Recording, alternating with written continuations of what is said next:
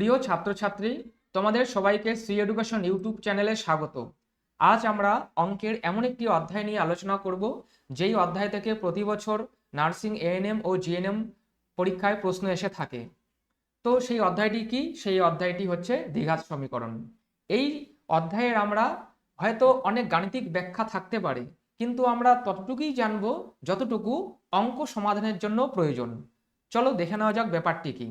দেখো, এখানে দুটি সমীকরণ রয়েছে। কেন সমীকরণ বলছি? দেখো, এর লেফট হ্যান্ড সাইড রয়েছে ও রাইট হ্যান্ড সাইড রয়েছে। আমরা সাধারণত সমীকরণ বলতে পারি। তো সমীকরণটিতে কি রয়েছে? A x square plus b x plus c equal 0। এখানে লক্ষ্য করো কি কি রয়েছে। এ রয়েছে, বি রয়েছে, সি রয়েছে ও এক্স রয়েছে।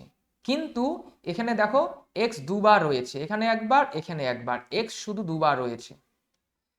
তো এখানে এক্স দুবার রয়েছে, এক্স এর স্থানে অন্য কেউ থাকতে পারে, মানে পি থাকতে পারে। এখানে পি থাকলে এখানেও পি থাকবে। তো পার্থক্য কি দেখো, প্রথম ক্ষেত্রে এক্স এর পাওয়ার 2 রয়েছে এবং সেকেন্ড ক্ষেত্রে এক্স এর পাওয়ার কিছু নেই, মানে কিছু নেই মানে 1 আমরা বলতে পারি। তাহলে এক্ষেত্রে মনে রাখতে হবে যার পাওয়ার 2 তার সাথে কে গুণ আছে দেখতে হবে। তো মনে রাখতে হবে যার পাওয়ার 2 তার সাথে যে গুণ আছে তার নাম এ। তাহলে এ কাকে বলবো? যার পাওয়ার 2 তার সাথে যে গুণ থাকে তার নাম এ। ঠিক একইভাবে যার পাওয়ার 1 তার সাথে যে গুণ থাকে তার নাম বি। তাহলে বি কাকে বলবো? যার পাওয়ার 1 তার সাথে যে গুণ আছে তার নাম বি। ঠিক একইভাবে বাকি পার্ট হচ্ছে সি। বাকি পার্ট কি আছে? Plus c. তাহলে বাকি পার্টকে আমরা প্লাস সি মনে করব, প্লাস সি বা প্লাস সি। ঠিক আছে, তাহলে আমরা জানলাম x square plus b x plus c equal 0 সমীকরণে এক্স স্কোয়ারের সাথে যার গুণ থাকবে তার নাম এ এবং এক্স এর সাথে যে গুণ থাকবে তার নাম বি। ঠিক আছে, এখন আমরা এই ব্যাপারটি আমরা এই সমীকরণে দেখি যে কি ব্যাপার। তো সমীকরণটি লক্ষ্য করো কি রয়েছে, 5x square plus 3x plus 2 equal 0। তাহলে আমরা একটু আগেই জানলাম দুক্ষেত্রে কি কমন রয়েছে, এক্ষেত্রেও রয়েছে এক্স, এক্ষেত্রে রয়েছে এক্স। এক্ষেত্রে এক্স এর পাওয়ার 2 এবং এক্ষেত্রে এক্স এর পাওয়ার কিছু নেই মানে 1। আমরা একটু আগেই জানলাম যার মাথায় পাওয়ার 2 তার সাথে যে গুণ থাকে তার নাম এ। তাহলে এখানে দেখো, এখানে এক্স এর পাওয়ার 2, তাহলে এর সাথে যে গুণ রয়েছে তার নাম কি? এ। তার মানে বুঝতে পারলাম এখানে এ বলতে আমরা কি বুঝবো? 5 বুঝবো, কারণ যার পাওয়ার 2 তার সাথে যে গুণ থাকে তার নাম এ। কিন্তু এখানে এ না থেকে কি আছে? 5 রয়েছে, তাই আমরা এ বলতে 5 বুঝতে পারি। ঠিক একইভাবে আমরা কি দেখেছিলাম? যার পাওয়ার 1 তার সাথে যে গুণ থাকে তার নাম বি।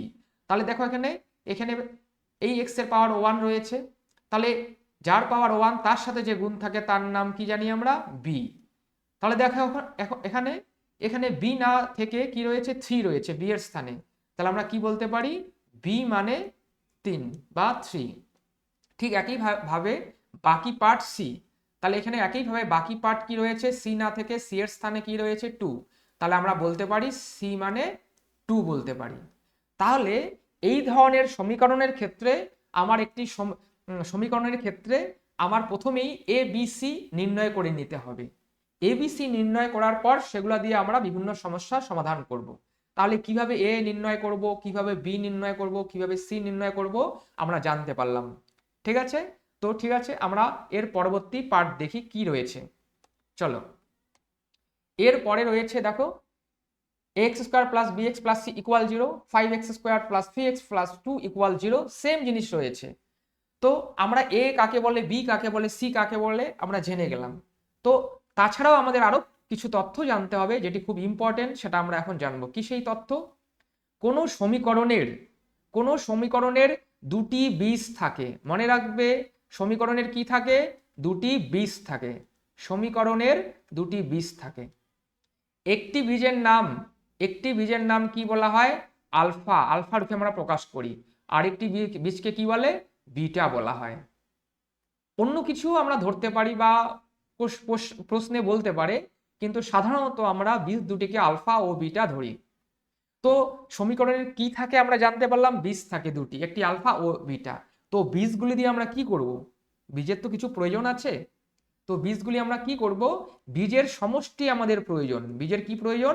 সমষ্টি, মানে আলফা প্লাস বিটা, সমষ্টি আমাদের প্রয়োজন। তাই আমরা সমষ্টি নির্ণয় করব। তাহলে এবং সমষ্টি ইকুয়াল কি হবে, সমষ্টির একটি সূত্র রয়েছে কি, মাইনাস বি বাই এ। বীজের সমষ্টির সূত্র কি, alpha plus beta equal minus b by a. আর কি করব, বীজের আমরা সমষ্টি নির্ণয় করব বা সমষ্টির সূত্র জানবো। সমষ্টি ছাড়াও বীজের কি হবে, ইনটু গুণ আকারে সম্পর্ক রয়েছে, আলফা ইনটু বিটা। সেই গুণের সম্পর্কের সূত্র কি, সি বাই এ। তাহলে আমরা জানলাম বীজের সমীকরণে দুটি বীজ থাকে এবং বীজগুলো দিয়ে কি করব, বীজের কি সমষ্টি প্রয়োজন এবং ইনটু প্রয়োজন। সমষ্টির সূত্র হচ্ছে মাইনাস বি বাই এ এবং গুণফলের সূত্র হচ্ছে সি বাই এ। এই দুটি সূত্র আমাদের মনে রাখতে হবে। ঠিক আছে, এখন আমরা সূত্র দুটি জানলাম। এখন সূত্র দুটির সাহায্যে সমীকরণে কিভাবে প্রয়োগ করব সূত্র দুটি আমরা দেখে নেই। তাহলে মনে করো এই যে একটি সমীকরণ রয়েছে, এরও দুটি বীজ আলফা ও বিটা। মনে করো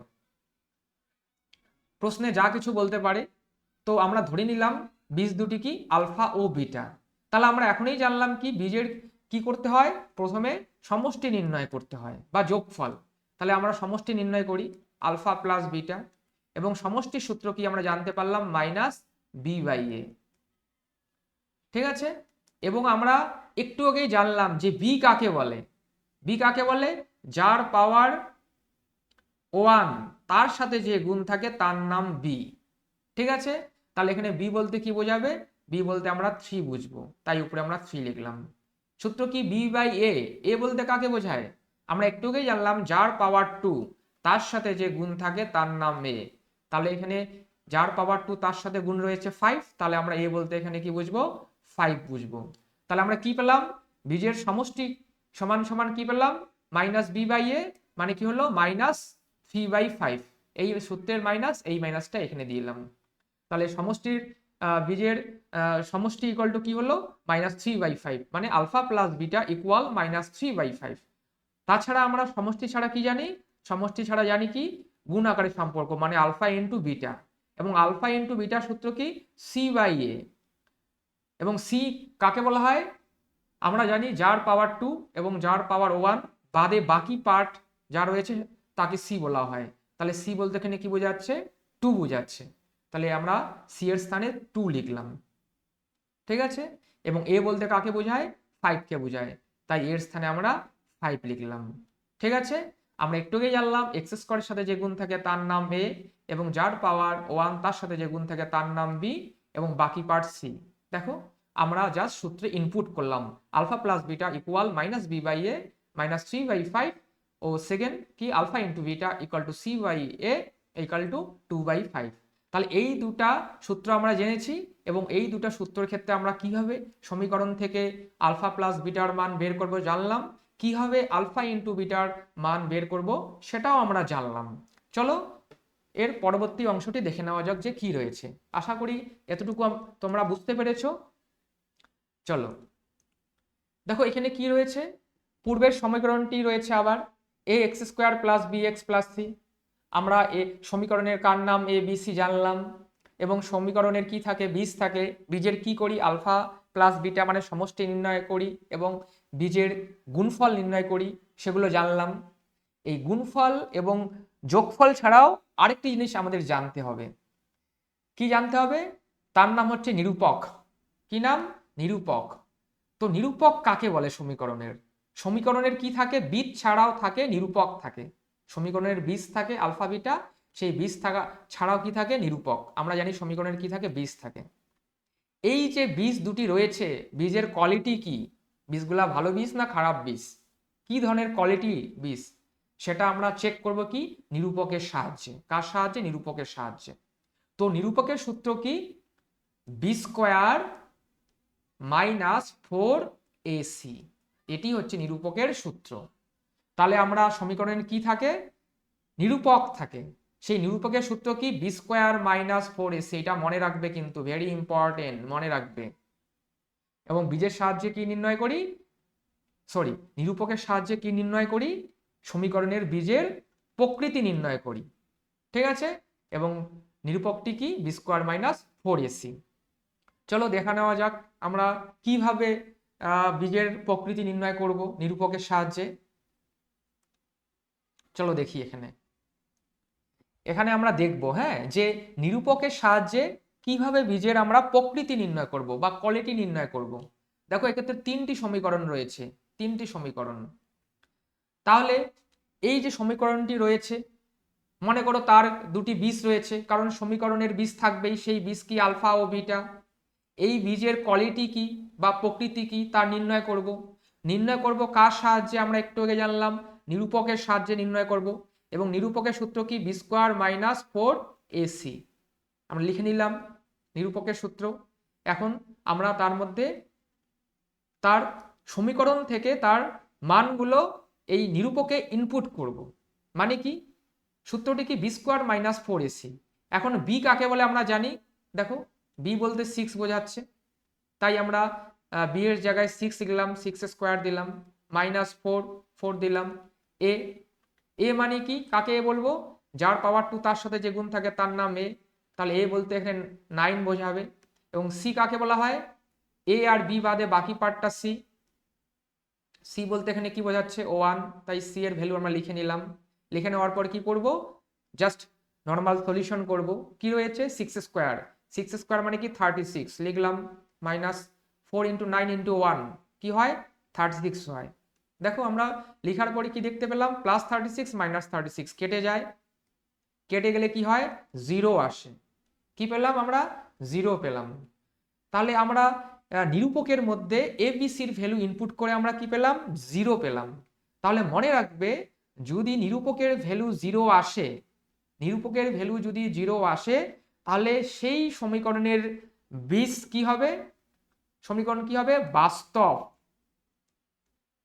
বাস্তব আর কি হবে? ও সমান। বাস্তব ও সমান, জাস্ট আমাদের এটুকু জানতে হবে। বাস্তব সমান বলতে কি বোঝাচ্ছে অত কিছু জানার প্রয়োজন নেই, জাস্ট জানবো কি বাস্তব ও সমান কখন? যখন নিরূপক 0 হবে। ঠিক একইভাবে পরবর্তী সমীকরণটি দেখো, 2x square plus 5x plus 3 equal 0। এখানেও মনে করো এই সমীকরণের বীজ দুটি আলফা ও বিটা, ঠিক আছে, বা অন্য কিছুও থাকতে পারে। তাহলে এই সমীকরণের বীজগুলি কেমন বা বীজ দুটি কেমন?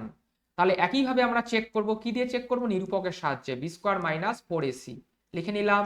ঠিক একইভাবে বি এর ভ্যালু ইনপুট করব। বি মানে কি? যার মাথায় পাওয়ার 1, যার পাওয়ার 1 তার সাথে যে গুণ থাকে তার নাম বি। তাহলে বি এর জায়গায় 5 লিখলাম, 5 এর স্কোয়ার বসালাম, তাহলে 4 সূত্রের 4 লিখলাম। এ বলতে কাকে বোঝায়? যার পাওয়ার 2 তার নাম এ বলতে কি বোঝায়? এখানে 2 বোঝায়, লিখলাম সি। বাকি পার্ট সি বলতে এখানে কি বোঝায়? 3 বোঝায়। ঠিক আছে, তাহলে কি হলো?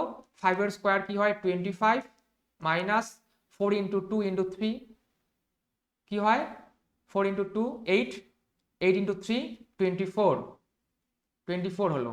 ঠিক আছে, 25 মাইনাস 24 ইকুয়াল টু কি আসে? 1 আসে। দেখো আমরা 1 পেলাম। নিরূপকের ভ্যালু, এই যে নিরূপক তার ভ্যালু কি পেলাম? 1 পেলাম। এবং 1 অবশ্যই কি 0-র বড়। তাহলে মনে রাখবো, নিরূপকে এবিসির ভ্যালু ইনপুট করার পর যদি যেই ভ্যালুটা আসবে সেই ভ্যালু যদি 0-র বড় হয়, তাহলে সেই সমীকরণের বীজ কেমন হবে? বীজ হবে বাস্তব। বাস্তব হবে আগের মতোই, বাস্তব ও অসমান। বাস্তব ও অসমান, অসমান মনে রাখবে। ঠিক আছে, তাহলে 0-1 যদি 0 থেকে যদি বড় হয় নিরূপকের ভ্যালু, তাহলে বীজ কেমন হবে? বাস্তব ও অসমান। চলো এবার 3 নম্বর আমরা সমীকরণটি চেক করি। এই সমীকরণটি কি রয়েছে? 5x square plus 2x plus 3 equal 0।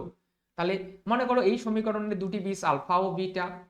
তাহলে এই সমীকরণের বীজ দুটির প্রকৃতি কেমন চেক করার জন্য আমরা কি ইউজ করব? বি স্কোয়ার মাইনাস 4ac এই সূত্রটি ইউজ করব, যার নাম নিরূপক বি স্কোয়ার মাইনাস 4ac। তাহলে আবার এখানে তার ভ্যালু ইনপুট করব। বি বলতে কাকে বোঝাচ্ছে? দেখো এর নাম বি, কারণ এক্স এর পাওয়ার 1 তার সাথে যে গুণ আছে তার নাম বি, 2 এর স্কোয়ার। ঠিক একইভাবে লিখলাম কি 4 ইন্টু এ বলতে কাকে বোঝায়? যার পাওয়ার 2 তার সাথে যে গুণ থাকে তার নাম এ।